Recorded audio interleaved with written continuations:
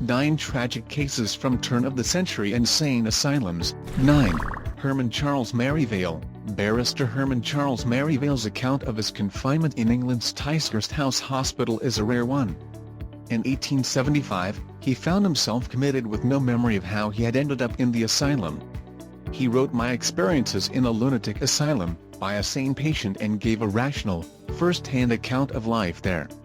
On the one hand, he described a delightful sanitary resort, where he was taken on regular outings, attended chapel, and enjoyed performances by traveling entertainers.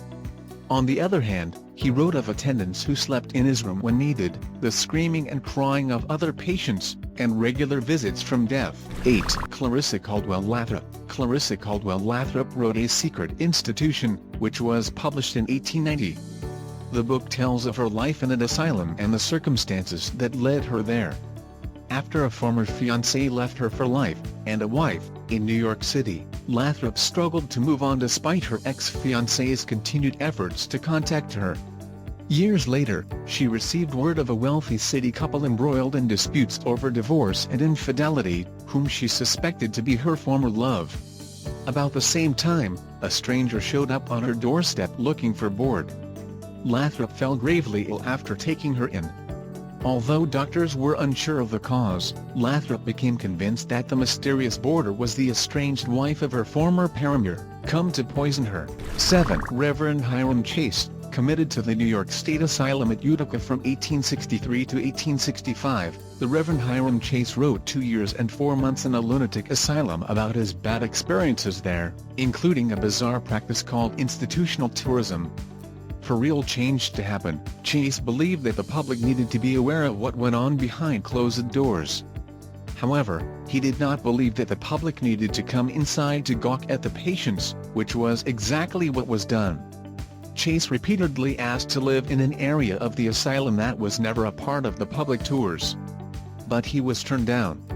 He wrote of the rules patients were given for public visits, the punishments for breaking them, and the idea that only the better-behaved patients were seen by visitors. 6. James Doran. James Doran's cause of death was internal injuries that included 7 broken ribs but with no bruising or visible marks of abuse. A jury ruled that the death was from natural causes. Doran died on the day that he was transferred to Prestwich Asylum, which earned him an article in the June 13, 1870, edition of the Liverpool Daily Post along with an official inquiry. His brother testified that Doran was committed after becoming suddenly insane, demonstrating violent behavior that had escalated for 2 months. He was first confined at the Marlin Workhouse in Rochdale, where attendants claimed that his bruises were self-inflicted. No one was ever found guilty of mistreating Doran, but the inquiry into his death did shed light on the practice of breaking the bones of paralytic patients in the misguided belief that it was the only way to quiet someone who was screaming. 5. James R. Roblet. On June 14, 1936, the Oregonian ran the story of James R. Roblet, not his real name, a patient at the Oregon State Hospital. At the time, terms like insane and bughouse were falling out of fashion. According to doctors, Roblet had insight, the rare ability to speak coherently about what ailed him. He admitted that he hadn't entered the asylum freely but was committed because of a combination of working too hard, not getting enough exercise, living in a claustrophobic space, and having a nervous breakdown. 4. Mary Miller. Mary Miller, 27, was pregnant with her 5th child when she was tried for the attempted murder of a lodger. After hitting the woman and trying to slit her throat, Miller went before the court at the Old Bailey. With the help of a doctor's testimony and claims that she had previously tried to commit suicide, Miller was found not guilty by insanity. She was committed to Broadmoor in 1868. After she gave birth to a baby boy that was passed to the care of her husband, the staff noted a remarkable change in her behavior. It turned out that the difference was sobriety. Miller later confessed that she had been drunk when she attacked the lodger. Even though she was released into her husband's care, she soon relapsed. Committed again after being chased through the London streets by an angry mob, for an unspecified crime, she ultimately died in 1878. 3. Gerald Indy. 1901, Gerald was admitted to St Ida's Hospital in Portrane, Ireland. In 1912, he wrote a heartbreaking letter to his father asking for his freedom.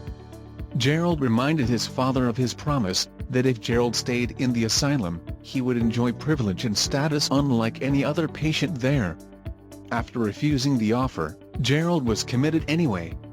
In spite of the doctor's belief that Gerald could return to his family and live a perfectly happy life, his father simply ignored all attempts to release his son.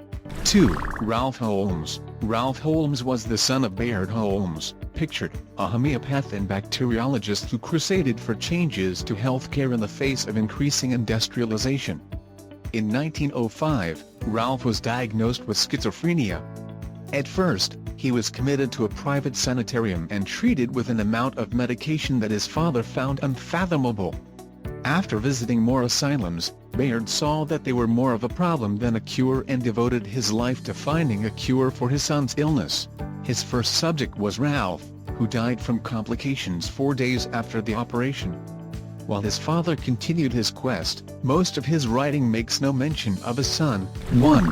G. Identified only as G. This patient was admitted in 1892 to the Devon County Lunatic Asylum after threatening his wife with a hot poker and consequently being deemed a danger to society.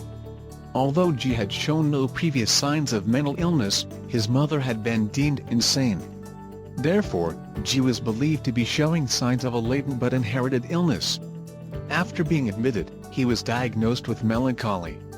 Quiet and listless, he showed no signs of violence aside from the incident described by his wife. After 3 months, there was no change in his condition.